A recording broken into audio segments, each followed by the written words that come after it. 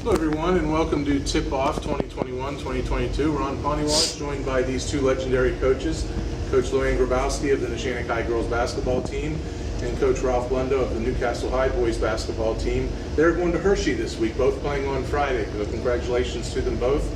I'll start first with Coach Blundo. 8 years, Coach, it's been since you've been to Hershey. I know a lot of people might say that to you at times. Yeah. So how does it feel to get back there? It feels great, because we know how hard it is to get there.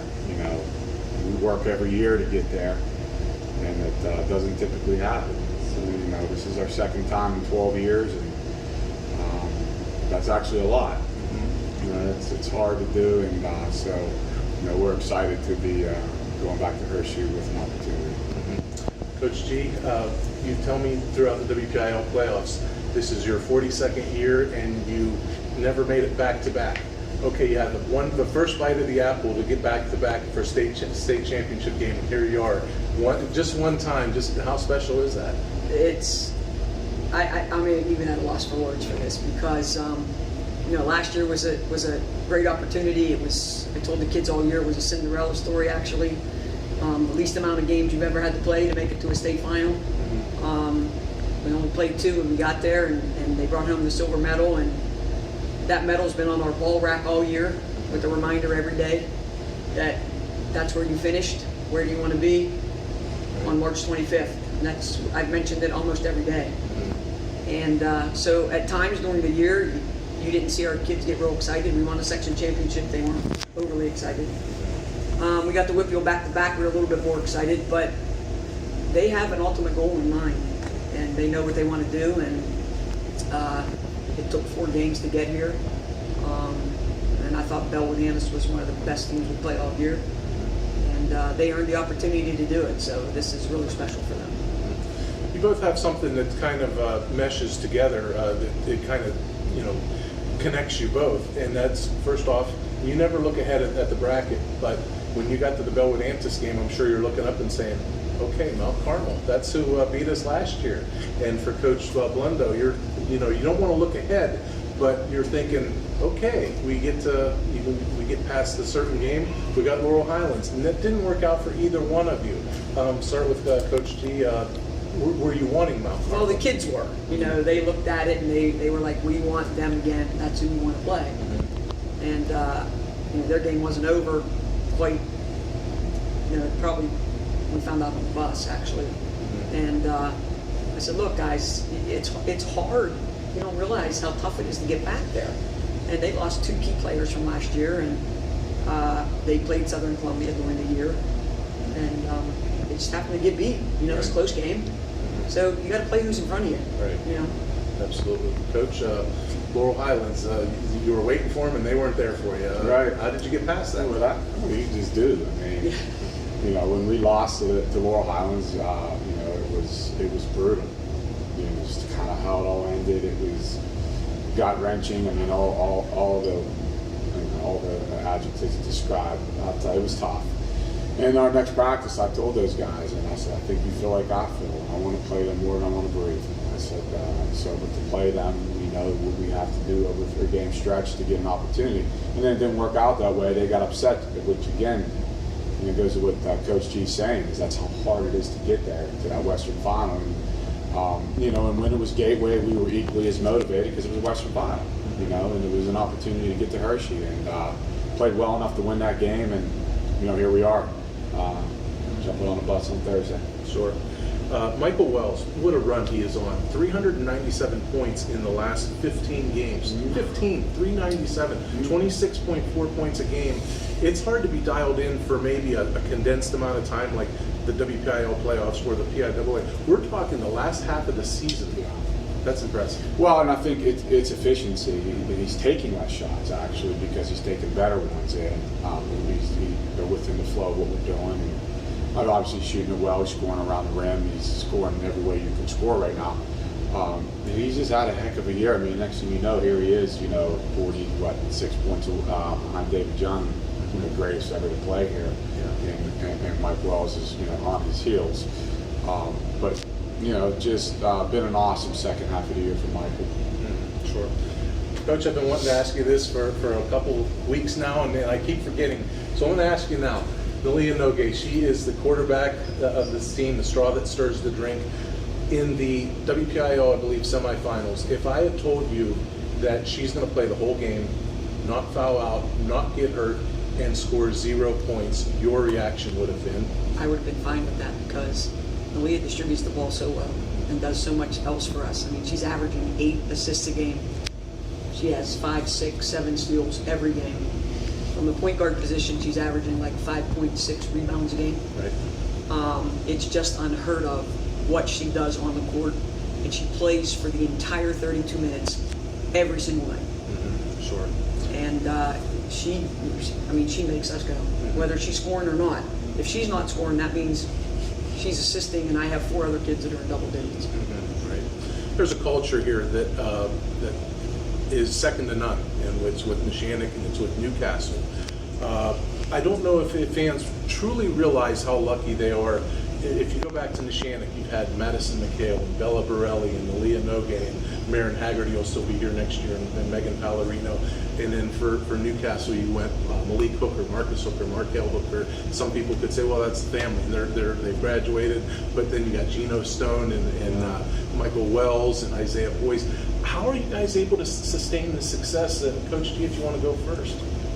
Look, it's all about really developing a program. Mm-hmm. You know, you don't just coach every year. You develop. Like I have a hand in my 5th and 6th grade. Mm-hmm. You know, and I've been doing this a long, long time, and I've always done it. Mm-hmm. Because if you don't have your hand in it, then those young kids don't get excited about it and they don't work on it. Right. You know, it's about developing a player like Sure. that. Mm-hmm. A player that develops a love for the game and love for team play and all of that. You know, it encompasses. I mean, we've had those kids come to games and line up and, you know, be in the introduction line, and so it's all part of that process. Sure. Sure. But they definitely, I mean, yeah, good players make your program go. Mm-hmm. Coach? I've had really good youth coaches, you know, that help develop those kids from, you know, the 4th grade up through the, you know, through 9th grade. And like Ms. G said, it's about good players. If you don't have good players, you can't win. You can win at a certain level, you know, just by really trying to coach them up and get them in the right position. But, you know, some of that stuff you do offensively doesn't look so good when there's not good players out there doing it. So, you know, you have to have good players, and we've had that. And I think, you know, a lot of times success breeds success. You know, like Coach was saying, you know, you get a group of kids. Like this group right here was in 4th grade when we won 2014. So, you know, when we were walking around school and spirit marches and things like that, guys like Michael Wells and Kamari Perkins and Michael Graham and Chris Hood and those guys are sitting there saying, okay, now I want to do that. Right? I want to do that someday. And then, you know, it inspires young people to work hard, and here you are. Sure. Okay, this is what we've all been waiting for. It's a scouting report time. You've both watched film, plenty of film. I know you're itching to get on the court in Hershey. Coach G, your team takes the court first at noon against Southern Columbia. What do you know about Southern Columbia? What have you seen from them? Look, nobody gets here unless they're good. So they have a 6'1", 6'2" post kid who's gonna, you know, we're gonna have our hands full. She's not real quick, but she stays around the basket, gets garbage points. You know, they throw over the top. They run a little high low to her. They have a shooting guard who, the 3 films that I've watched, had 9 threes, 7 threes, and 6 threes in 3 games. So, you know, we're going to do our thing defensively. We're not going to change a whole lot, and we're going to try to run. And Sure. Hopefully, it's a game. Okay, Coach, what have you seen from Imhotep Charter on film? No, I mean, they're outstanding. You know, 1 through 10, they're outstanding. They're really big too. You know, 6'8" starts, 6'8" comes off the bench. You know, 6'6" wingman. You know, probably going to commit to Kentucky or Kansas. Lefty can really shoot it. Multiple guards that can drive it and shoot it. You know, that entire starting lineup are going Division I. So, you know, it's a great basketball team. And then in addition to that, Andre Noble does an outstanding job coaching them. You know, sometimes you get a team that talented, and maybe a coach will say, I got to roll the balls out and let them just play. I mean, he does an outstanding job coaching them. And that's why he's got 6 or 7 state championships in the last 8 years. Right, yeah. Imani Christian, does that help you at all? You went up against their size. Can you take anything from that game and know how you guys played against them and use that to your advantage? Yeah, I think so. Monty Christian, Gateway had size around the rim. Central Catholic with the Sheboy kid around the rim. Yeah, I mean, but it's different. It's really high level basketball. Those are some of the best kids in the city of Philly, and if not all of the best kids, majority of them at least. So, we know what we're getting into. We know how talented they are, and my job is to give our guys an opportunity. But really working hard this week in practice and preparing the best that we can. I'm looking forward to getting up there and playing them. They're 7-0 in state championship games. However, I'll have everybody know Newcastle is 7-0 in WPIAL championship games. So maybe there's something that can be said for that, Coach. Every one you win. That's right. Well, we're 7-1. One closer to losing. And they could be 7-1. That's where we tie this in together, Coach. Right. No, listen, we know what it is, and I'm proud of these guys. It's a good group of kids that worked really hard, and they deserve this opportunity to be able to bounce back from the way we lost that game and be resilient enough to go on a 4-game run. That's character. Yep. Sure. Lastly, I'll close this up with next year is next year.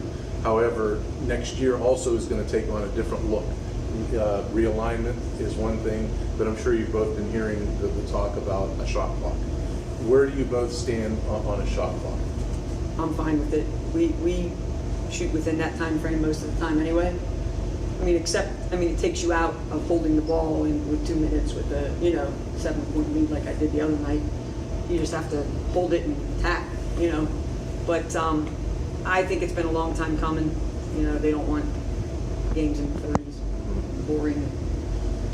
It gives the little guy a chance to win, when there's no shot clock. But I'm okay with it. I'll be ready to go. Okay, Coach? It won't hurt Newcastle. I don't know how, and it could be good for the game in terms of skill development, players getting better and understanding what they have to do, because now you got a sport of basketball. But generally, I think it's going to be messy early, really messy. I don't know that there's enough good basketball. I think you're going to see a lot of teams chucking up shots at the end of that shot clock because they have to. As they grow accustomed to having the shot clock. So they're going to have to be patient with it if they do it, because it could be a bit ugly early. And again, we don't worry about things we can't control here. If that's something that they go to, then we'll change our philosophy and our process if we need to in order to adjust to having a shot clock. Okay. That is a tip-off for today, and we thank Luann Grybowski and Ralph Blundo for joining us here. That is over 1,000 total coaching victories. Which is almost all of them. Well, you have quite a few too. And we don't have Larry Kelly here to and donate. And I have 3 times your years too doing it, so you're good. And we didn't have Larry Kelly to donate any of his 9th grade wins. Yeah. So we appreciate it. We thank you both. And, thank you. And we wish you the very best of luck on Friday. So tune into this video and check us out on Tip-Off the rest of the week and in the daily pages of the Newcastle News for more coverage of the Neshannock girls basketball team and the Newcastle High boys basketball team. Thanks, everybody. When I became an attorney, I chose to stay here because my friends and neighbors needed a lawyer they can count on. I believe that if you're hurt on the job, you shouldn't have to go it alone, especially if your employer or the insurance company tries to bully you. You can count on me to get you the workers' compensation benefits that you deserve. Even if it gets rough, I'm not going anywhere. I'll stand my ground right here where I've always been. I'm Larry Kelly, and I'm a Newcastle guy.